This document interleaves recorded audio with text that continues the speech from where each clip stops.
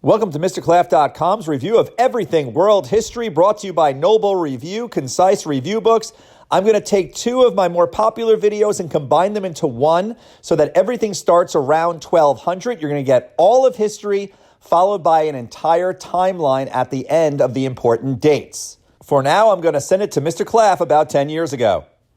Also in Asia, the Mongols established the world's largest empire under Genghis and Kublai Khan. But they couldn't take over Japan. It helped out that Japan was an archipelago, or chain of islands. The Japanese had samurai warriors who fought with bravery according to their Bushido code. Shoguns rose to power in Japan as well. But what about religion and philosophy? Meet Rick. He will help us with Hinduism. Reincarnation meant to be born again and again. India is where Hinduism became prevalent. The caste system is a class-ranking order where one cannot leave a caste in a lifetime. Karma is the good and bad deeds that one does in a lifetime, and you should also know Dharma, which is a duty to honor the caste. It's all related. If one has good karma when they die, they will be reincarnated into a higher caste. Meet Ben. Buddha, or Siddhartha, was looking for enlightenment. He found it and realized that everything in life was suffering, and one had to rise above the pleasures of the material world. If you follow the Four Noble Truths, the fourth truth being a moral staircase known as the Eightfold Path, one can reach nirvana and a release from suffering. Also in Asia are the philosophies of Confucianism and Taoism. Confucius looked for harmony, good conduct, and honoring the relationships. Taoism looked to follow the way by accepting the forces of nature. In early Japan, Shintoism was popular. Some forms of Shintoism involved animism, which believed that everything in nature has a spirit. In the Middle East, you need to know about Islam. No draft, or the 5 pillars. A Muslim must pray 5 times a day, observe the holy holiday of Ramadan, give charity or alms, have faith in one God, Allah, and travel to Mecca in what is called the Hajj. The holy book of Islam is the Quran. Islam would spread through empires such as the Umayyads and the Abbasids, and would ultimately spread to the rest of the world. Though it should be noted that after freeing itself from Islamic control, Spain had an inquisition which looked to remove influences other than Catholicism. When Rome fell, the Middle Ages occurred. You need to know about the political and economic system of feudalism, which exchanged land for military service. Knights had a code of conduct known as chivalry. This was similar to the Bushido code of the Japanese samurai. The Crusades were fought between Christians and Muslims for control of the Holy Land. As fighting occurred, so did the exchange of ideas. Yes, cultural diffusion is an outcome of the Crusades. Tragically, the Black Plague killed about 1/3 of the population of Europe. But these dark ages led to a renaissance as culture began to thrive again, and people celebrated human achievement. New art came from Michelangelo and Leonardo da Vinci. The Prince was written by Machiavelli, stating that absolute rulers had to govern harshly to keep people in check. With the Sahara, Sahel, and grasslands, Africa has a very diverse climate. Early on, languages were spread by Bantu-speaking people. There was a thriving gold salt trade on the west coast. There, a king named Mansa Musa converted to Islam. He went on the Hajj. Later on, other empires embraced religious tolerance, such as Akbar the Great of the Mughals and Suleiman the Magnificent of the Ottoman Empire. In Native America, the Mayans, Aztecs, and Incas had impressive cultural and scientific advances. The Incas used terrace farming as a way to adapt agriculture to the Andes Mountains. Oh, by the way, maps that show mountains are called physical maps. That's important to know. The Native Americans were conquered by Europeans in the Age of Exploration. Conquistadors had advanced weapons. They established encomienda as a system of forced labor. The exchange of crops and diseases was known as the Columbian Exchange. That's cultural diffusion. Mercantilism was established to benefit the wealth of the mother country. Mother countries also began to trade for slaves, most notably with the Middle Passage of the Triangle Trade. As strong as the European explorers were, Zheng He was an admiral who traveled near and far, giving and receiving gifts for the Chinese Ming. He had a larger fleet of ships in Asia a century earlier. Martin Luther protested against the church with his 95 Theses. This led to the Protestant Reformation. Religion was divided as new sects of Christianity emerged. As feudalism disappeared, absolute monarchs took over in Europe. They had complete and centralized power. Louis XIV said, "I am the state," and expanded Versailles. In Russia, there were czars like Peter the Great who wanted to modernize and imitate the West. Over time in England, the monarchy would be limited through the Magna Carta, the Habeas Corpus Act, and the English Bill of Rights. This is sometimes called a constitutional monarchy as well, as Parliament gained power. Also limiting king's power was the Age of Enlightenment. Thinkers such as John Locke and Rousseau used logic to demand natural rights. Montesquieu wanted separation of powers. Those monarchs who looked favorably upon the Enlightenment were called enlightened despots. Around the same time, a scientific revolution was taking place, where Nicholas Copernicus displayed a heliocentric model where the planets revolved around the sun. Galileo confirmed this, but he was forced to retract his statements and, after trial, was put under house arrest. Revolution was soon to follow. In France, they revolted because of meat, or team if you're a vegetarian. The monarchy of Louis XVI and Marie Antoinette was weak. Many read the Enlightenment. The American Revolution was already successful, and a third estate was taxed unfairly. After the Bastille was stormed and the Declaration of the Rights of Man was penned, France gained a republic. But all wasn't fair, as there was a reign of terror. Also, Napoleon would become the military dictator after seizing power in what's called a coup d'etat. He gained much territory but squandered it, losing his army in the harsh climate of Russia. The Congress of Vienna tried to restore peace by making alliances and bringing back monarchs dethroned by Napoleon. But still, Europe would have much war over the next century. Revolution and independence movements spread to Latin America. There, liberators Simón Bolívar and José San Martín helped rid South America of Spanish rule. Toussaint Louverture led a slave rebellion in Haiti against France. Mexico became independent too, but would suffer through a revolution that resulted in a constitution in the early 20th century. Conflict continued in Europe because of nationalism. This means to have pride in one's nation because of a common culture, interest, or history. Italy became a unified Bund. German Otto von Bismarck looked to unite Germany with blood and iron. That led to wars to establish the German state. The Industrial Revolution began in England as it had natural harbors and resources. It soon spread to the world. Much labor was done in factories. Urbanization occurred as people moved to cities. Capitalism also emerged, and Adam Smith advocated for laissez-faire, where the government would take its hands off the economy. Socialism became a popular theory, as Karl Marx wrote about the gap between the rich and the poor in the Communist Manifesto. He favored a classless society, but his opponents argued for social Darwinism, or survival of the fittest. That played off of Charles Darwin's theory of evolution, which said that species evolve gradually. His ideas were controversial and upset the church. Nations turned to imperialism, or strong nations taking over and enforcing their beliefs on weaker countries. Britain controlled a vast empire. Though they eventually gave self-rule to Canada, New Zealand, and Australia, it would be years later that Ireland, a country who suffered through a horrific potato famine, would receive home rule. For Africa, the Berlin Conference divided up land among the Europeans. In China, this was done as well, and it was called spheres of influence.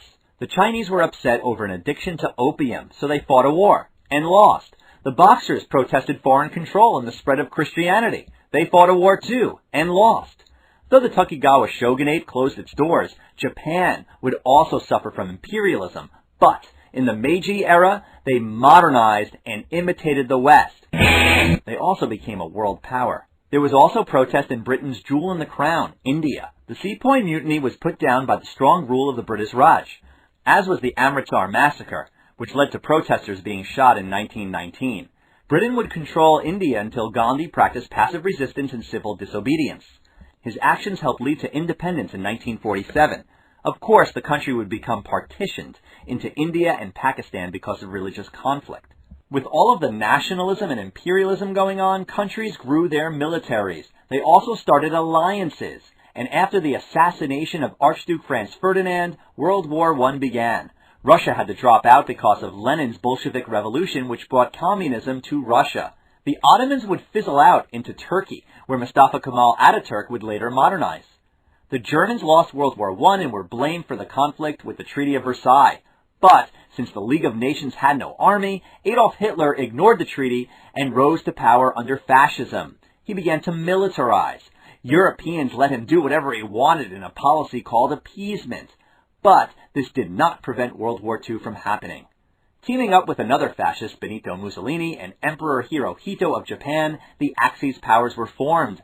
They lost to the Allies in World War II, and Germany became divided after. Japan also surrendered after the dropping of the atomic bomb. The Holocaust occurred as a severe example of human rights violations. Hitler's policy of genocide led to the death of 6 million Jews. Other human rights violations occurred in the 20th century as well, including the Armenians who were killed during World War I, ethnic cleansing which took place in Bosnia, the Tutsis who were targeted by the Hutus in Rwanda, natives who were being relocated in Darfur, and Pol Pot's communist Khmer Rouge who killed over 2 million Cambodians. World War II gave way to the superpowers of the United States and USSR. This meant the Cold War would take place. Joseph Stalin proved scary. Earlier, he had a 5-year plan which looked to modernize the Soviet Union. He also purged or killed many of his opponents. In the Cold War, Stalin and the U.S. never directly had a war with bullets. Still, communism spread around the world. After a civil war, Mao Zedong established the People's Republic of China. His great leap forward was unsuccessful in modernizing China, though. It would be years before Deng Xiaoping's implementation of the 4 modernizations brought China industrial success. Of course, Xiaoping was also plagued by the Tiananmen Square massacre, which was a crackdown on Chinese students protesting for democracy. The U.S. practiced containment, which meant to stop the spread of communism. This led to them getting involved both in conflicts in Korea and Vietnam. They didn't want countries to fall to communism like dominoes. Fidel Castro took over Cuba after the Cuban Revolution and soon brought communism there. After the U.S. failed to remove him in the Bay of Pigs invasion, they had to negotiate missiles out of their own backyard. After that, a détente did ease tensions. By 1990, communism was falling in Europe. Germany reunified when the Berlin Wall came down. After Mikhail Gorbachev's policies of glasnost and perestroika, a failed August coup signaled the end of the USSR. Afterwards, the communist bloc broke apart. Poland became free under Lech Walesa, and the people of Kosovo looked to break free from Serbia. Violence occurred in Bosnia and Chechnya as people struggled for autonomy. Still, the world saw conflict. Apartheid divided South Africa's majority black population from the minority white population. World outrage led to the elimination of apartheid and freedom for Nelson Mandela. In the Middle East, Zionism created a Jewish state in Israel, but wars were fought since the 1940s between Israelis and neighboring Arab states. The Camp David Accords brought some peace in 1978 between Israel and Egypt, but conflict between Israel and its neighbors continued. Conflict has recently occurred in the Middle East as well. The fundamentalist Taliban sponsored al-Qaeda's 9/11 attacks, which led to the War on Terror. The Iraq War took place shortly after between 2003 to 2011. In 2011, the Arab Spring led to democracy protests and the overthrow of governments in places such as Tunisia and Egypt. Syria wound up in a civil war as the government was blamed for human rights violations. A group named ISIS gained much territory amidst global terror attacks and threats. In 2014, the United States led a coalition in airstrikes against them. Nations are still developing and westernizing. They need oil to industrialize and are dependent on OPEC for supply. In recent decades, a green revolution brought more food to the world. The European Union was created to increase Europe's strength. Today, nations are very dependent on one another and are oftentimes interconnected. If you are watching this video somewhere outside of the United States, that's because the internet has linked countries together. That's yet another form of cultural diffusion.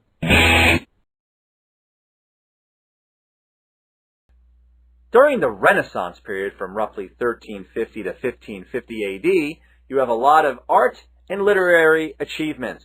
In 1503, it's the Mona Lisa, 1513, Machiavelli's The Prince, and learning spreads with the invention of Gutenberg's printing press. In 1492, Columbus discovers America. That starts the age of exploration as well as mercantilism. In 1517, Martin Luther hammers the 95 Theses, thereby starting the Protestant Reformation. Let's talk about some wars and conflicts. 1618 to 1648, you have the 30 Years' War caused by religion. In 1642 to 1649, you have the English Civil War. During this time period, the power of the monarch is decreasing. There are 3 documents to know.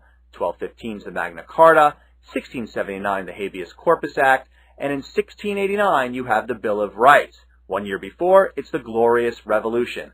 All of this limited the king's power and created a constitutional monarchy.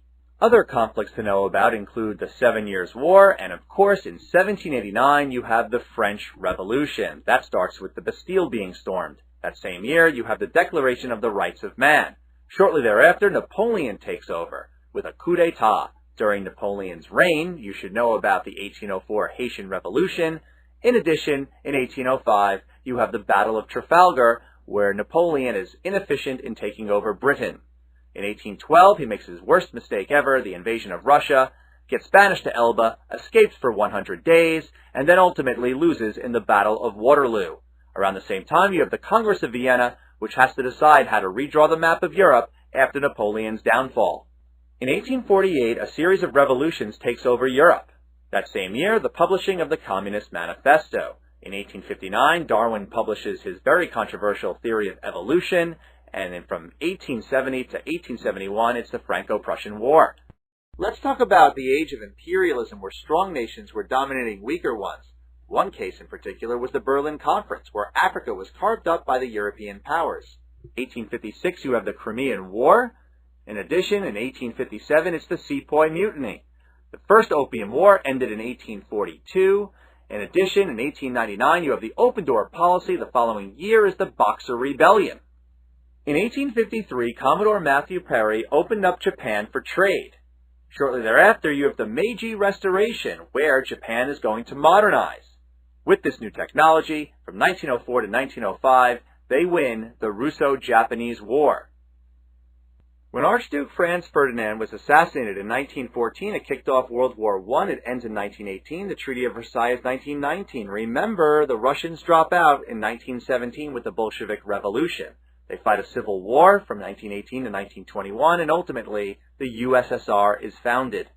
The same year is the March on Rome, where Mussolini takes power. In 1923, Mustafa Kemal Ataturk's Turkey is declared a nation. In 1928, you have Stalin's 5-year plan. 1931, Japan invades Manchuria. And then, in 1933, Adolf Hitler takes power. In 1935, you have the Nuremberg Laws and ultimately the beginning of the Holocaust in 1938 with Kristallnacht. In 1936, Mussolini takes over Ethiopia. And in 1938, you also have the Munich Conference, where Hitler takes the Sudetenland in a form of appeasement. In 1939, you have a non-aggression pact which will be broken by Hitler. In addition, that year, World War II begins with the invasion of Poland. During World War II, you should know about 1941 being Pearl Harbor, and the turning point of the war is 1944 with D-Day. In 1945, the atomic bomb is dropped and the war ends. Shortly thereafter, you have the Nuremberg trials. After World War II, you have the partition of India in 1947. 2 years later, Mao Zedong takes over in the People's Republic of China. China becomes communist. From 1945 to 1991, you have the Cold War between the Soviet Union and the United States, two superpowers.